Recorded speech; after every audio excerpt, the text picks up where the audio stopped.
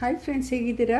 ಇವತ್ತು ಒಂದು ಸ್ಪೆಷಲ್ಲಾಗಿ ಎಲ್ಲರೂ ಲೈಕ್ ಮಾಡುವಂಥ, ಎಲ್ಲರೂ ಇಂಟ್ರೆಸ್ಟ್ಲಿಂದ ತಿನ್ನುವಂಥ ಒಂದು ಸೂಪರ್ ಟೇಸ್ಟಿ ಆಗಿರುವಂಥ, ಒಂದು ಶೈನಿಂಗ್ ಇರುವಂಥ ಚಾಕ್ಲೇಟ್, ಹೋಮ್ ಮೇಡ್ ಚಾಕ್ಲೇಟ್ ಯಾವ ರೀತಿ ಮಾಡ್ಕೊಳ್ಬೇಕು ಎಂಬುದಾಗಿ ನಾನು ತೋರಿಸ್ತಾ ಇದ್ದೇನೆ. ಅದಕ್ಕೆ ಮಿಲ್ಕ್ ಪೌಡ್ರ್ ತೊಗೊಂಡಿದ್ದೇನೆ. ಅದು ಮಿಲ್ಕ್ ವೈಟ್ನರ್ ಅಂಥೇಳಿ ಅಂಗಡಿಯಲ್ಲಿ ಸಿಗುತ್ತಲ್ಲ, ಅದಲ್ಲ, ಇದು ಮಿಲ್ಕ್ ಪೌಡ್ರ್ ತೊಗೊಂಡಿದ್ದೇನೆ. ನೀವು ಇದನ್ನು ಮಿಲ್ಕ್ ಪೌಡ್ರ್ ಯೂಸ್ ಮಾಡಿ. ಮತ್ತು ಅದಕ್ಕೆ ಕೋಕೋ ಪೌಡ್ರ್ ಯೂಸ್ ಮಾಡ್ತಾ ಇದ್ದೇನೆ. ಈ ರೀತಿಯಾಗಿ ಕೋಕೋ ಪೌಡ್ರ್ ಸಹ ನೀವು ತೊಗೊಂಡು ಅದನ್ನು ಉಪಯೋಗಿಸ್ಬೇಕು. ಮತ್ತು ನಾನು ಅದಕ್ಕೆ ಮಿಲ್ಕ್ ಪೌಡ್ರ್ ಆಯಿತು, ಕೋಕೋ ಪೌಡ್ರ್ ಆಯಿತು, ಮತ್ತು ಅದಕ್ಕೆ ಶುಗರ್ ಬೇಕಾಗಿತ್ತು. ಅದು ಶುಗರ್ ಈ ಶುಗರ್ನ ನಾನು ಗ್ರೈಂಡರ್ನಲ್ಲಿ ಹಾಕಿ ಇದನ್ನು ಈ ರೀತಿಯಾಗಿ ಪೌಡ್ರ್ ಮಾಡ್ಕೊಂಡು ಬಂದಿದ್ದೇನೆ. ಈಗ ಇದರಲ್ಲೇ ನಾವು ಗ್ರೈಂಡ್ ಮಾಡೋಕ್ಕೆ ಹಾಕೋಣ. ಮತ್ತು ಅದಕ್ಕೆ ಕೋಕೋನಟ್ ಆಯಿಲ್ ಬೇಕಾಗುತ್ತೆ. ಇಲ್ಲಿ ನಿಮ್ಮ ಹತ್ರ ಬೆಣ್ಣೆ ಇದ್ದರೆ ಬೆಣ್ಣೆ ಸಹ ಹಾಕೋಬೋದು, ಇಲ್ಲ ನನ್ನ ಹತ್ರ ಕೋಕೋನಟ್ ಅದನ್ನು ಹಾಕೋಬೋದು, ಅಥವಾ ಕೋಕೋ ಬಟ್ರ್ ಅಂತ ಬರುತ್ತೆ, ಅದನ್ನು ಹಾಕೋಬೋದು. ಅದು ಭಾಳ ಎಕ್ಸ್ಪೆನ್ಸಿವ್ ಇರುತ್ತೆ, ಬೇಗ ಸಿಕ್ಕಲ್ಲ. ಇವೆಲ್ಲ ಮನೆಯಲ್ಲಿರುವಂಥ ಸಾಮಗ್ರಿಗಳನ್ನ ಉಪಯೋಗಿಸ್ಕೊಂಡು ಯಾವ ರೀತಿ ನಾವು ಬೇಗನೆ ನಾವು ಮಾಡಬೇಕು, ಚಾಕ್ಲೇಟ್ ಯಾವ ರೀತಿ ಹೋಮ್ ಮೇಡ್ ಚಾಕ್ಲೇಟ್ ಮಾಡಬೇಕು, ಟೇಸ್ಟಿಯಾಗಿರುವಂಥ, ಮಕ್ಕಳು ಬರೋದ್ರೊಳಗಾಗಿ ಮಾಡಿ ಅದನ್ನಿಟ್ಟರೆ ಅವ್ರು ತುಂಬ ಇಷ್ಟದಿಂದ ತಿಂತಾರೆ. ಆದ್ದರಿಂದ ಇವಾಗ ಈಗ ಮಾಡೋಣ. ಇದರಲ್ಲಿ ಗ್ರೈಂಡ್ ಮಾಡಿದ್ರಲ್ಲೇ ನಾನು ಇವಾಗ ಕೋಕೋನಟ್ ಒಂದು ಸ್ವಲ್ಪ ಬಿಸಿ ಮಾಡಿ ಹಾಕಬೇಕು. ಯಾಕಂದರೆ ಗಟ್ಟಿ ಇದ್ದರೆ ಅದು ಗ್ರೈಂಡ್ ಆಗೋಕ್ಕೆ ಕಷ್ಟ ಆಗುತ್ತೆ ಮತ್ತು ಮೆಜರ್ಮೆಂಟ್ ಸರಿ ಬರಲ್ಲ. ಆದ್ದರಿಂದ ಇದನ್ನು ಲಿಕ್ವಿಡ್ ಫಾರ್ಮ್ನಲ್ಲಿ ತೊಗೊಂಡು ಸ್ವಲ್ಪ ಬಿಸಿ ಮಾಡಿಕೊಂಡು 4 ಟೇಬಲ್ ಸ್ಪೂನ್ ತೊಗೊಂಡಿದ್ದೇನೆ ನಾನು. 4 ಟೇಬಲ್ ಸ್ಪೂನ್ ಆಯಿಲ್ ಹಾಕ್ತಾಯಿದ್ದೇನೆ. ನೋಡಿ, ನಿಮ್ಮ ಹತ್ರ ಯಾವ ಥರ ಮೆಜರ್ಮೆಂಟ್ ಇದೆ ಆ ರೀತಿ ಮೆಜರ್ಮೆಂಟ್ ತೊಗೊಳ್ಳಿ. ನನ್ನ ಹತ್ರ ಈ ಟೇಬಲ್ ಸ್ಪೂನ್ ಇದೆ. ಈ ಟೇಬಲ್ ಸ್ಪೂನ್ ತೊಗೊಂಡು ನಾನು ಇದರಲ್ಲಿ ಹಾಕ್ತಾಯಿದ್ದೇನೆ. ಮತ್ತು ಇದು ಕೋಕೋ ಪೌಡ್ರ್ ನಾನು ಸಹ ಇದರಲ್ಲೇ ಹಾಕ್ತಾಯಿದ್ದೇನೆ. 4 ಟೇಬಲ್ ಸ್ಪೂನ್ ಹಾಕ್ಕೊಂಡಿದ್ದೇನೆ. ಅದನ್ನು ಸಹ ನಾನು ಇಲ್ಲಿ ಹಾಕ್ತಾಯಿದ್ದೇನೆ. ಮಿಲ್ಕ್ ಪೌಡರ್ 2 ಟೇಬಲ್ ಸ್ಪೂನ್ ತೊಗೊಂಡಿದ್ದೇನೆ. ಅದನ್ನು 2 ಟೇಬಲ್ ಸ್ಪೂನ್ ಮಿಲ್ಕ್ ಪೌಡ್ರ್ ಸಹ ನಾನು ಇದರಲ್ಲೇ ಮಿಕ್ಸ್ ಮಾಡ್ತಾಯಿದ್ದೇನೆ.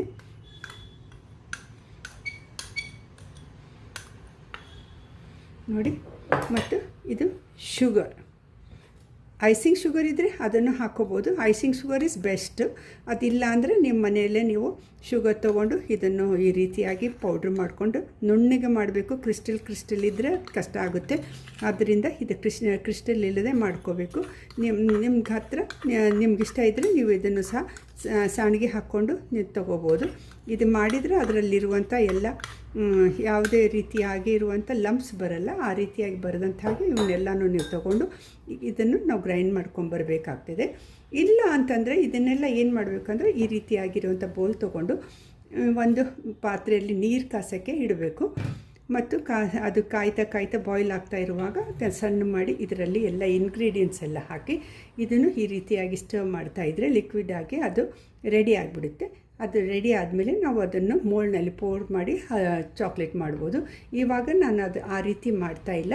ಈಗ ನೀರಲ್ಲಿ ಹಾಕಿ ಈ ರೀತಿಯಾಗಿ ಬಾಯ್ಲ್ ಆಗಿ ಮಾಡ್ತಾಯಿಲ್ಲ. ಇವಾಗ ನಾನು ಗ್ರೈಂಡ್ ಮಾಡ್ತಾಯಿದ್ದೇನೆ. ಇದು ಒಂದು ಬೇರೆ ಮೆಥಡು. ಇದರಲ್ಲಿ ನೀವು ಸಹ ಮಾಡ್ಬೋದು, ಅದರಲ್ಲಿ ಮಾಡ್ಬೋದು. ಈಗ ಇದನ್ನು ಗ್ರೈಂಡ್ ಮಾಡ್ಕೊಂಡು ಬರೋಣ.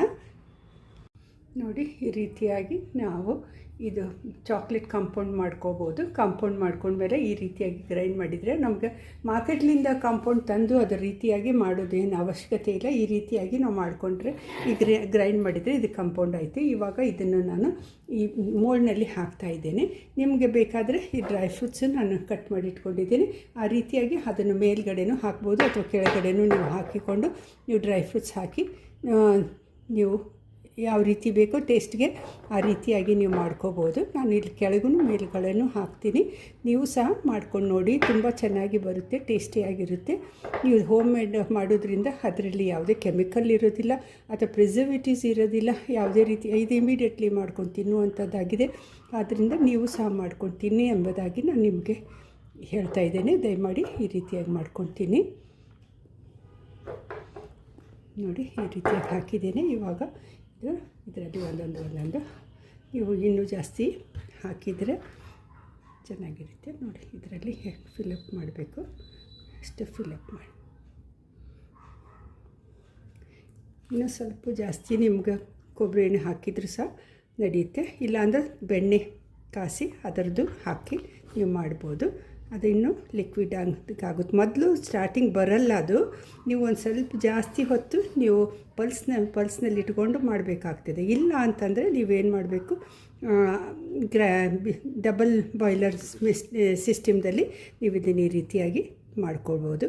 ಈ ರೀತಿಯಾಗಿ ನೀವು ತುಂಬಿಕೊಂಡು ಅದನ್ನು ಟ್ಯಾಪ್ ಮಾಡಿ ಫ್ರಿಜ್ಜಿನಲ್ಲಿ ನೀವು ಇಟ್ಕೊಂಡು 2-3 ತಾಸು ನೀವು ಫ್ರಿಜ್ಜಿನಲ್ಲಿ ಇಟ್ಟರೆ ಆಯಿತು. ಆ ರೀತಿಯಾಗಿ ನಿಮಗೆ ರೆಡಿ ನೋಡಿ. ಈ ರೀತಿಯಾಗಿ ಹಾಕಿ ಅದರ ಮೇಲಿಗೆ ಟ್ಯಾಪ್ ಮಾಡಿ ಅದನ್ನು ಫ್ರಿಜ್ಜಿನಲ್ಲಿಟ್ಟು 1-2 ಗಂಟೆ 3 ಗಂಟೆ ಆದಮೇಲೆ ತೊಗೊಂಬರೋಣ. ಇನ್ನೂ ಉಳಿದಿದೆ. ಇದನ್ನು ನಾನು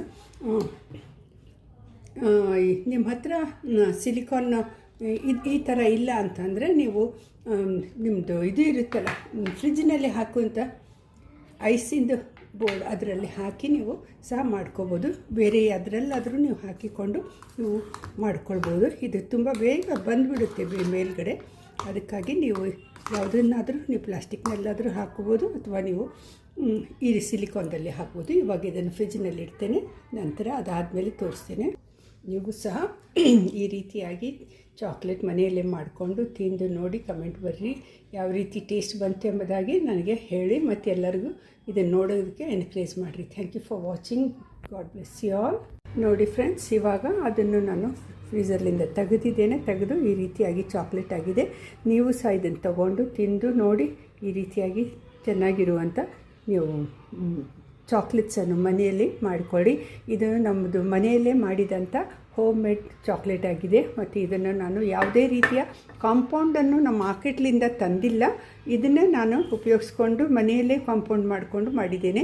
ಇದೇ ರೀತಿಯಾಗಿ ವೈಟ್ ಚಾಕ್ಲೇಟ್ ಮಾಡ್ಬೋದು, ಡಾರ್ಕ್ ಚಾಕ್ಲೇಟ್ ಮಾಡ್ಬೋದು. ಯಾವ ರೀತಿಯಾಗಿ ನಿಮ್ಗೆ ಇಷ್ಟ ಆದ ಮಾಡಿ. ನಾನು ನೆಕ್ಸ್ಟ್ ಟೈಮ್ ಸಿಕ್ಕರೆ ನಾನು ವೈಟ್ ಚಾಕ್ಲೇಟ್ ಮಾಡಿ ನಿಮಗೆ ತೋರಿಸ್ತೀನಿ. ಇದನ್ನು ನೀವು ಎಂಜಾಯ್ ಮಾಡಿ, ನೀವು ತಿಂದು ನನಗೆ ಕಮೆಂಟ್ ಬರ್ರಿ. God bless you all. Thanks for watching.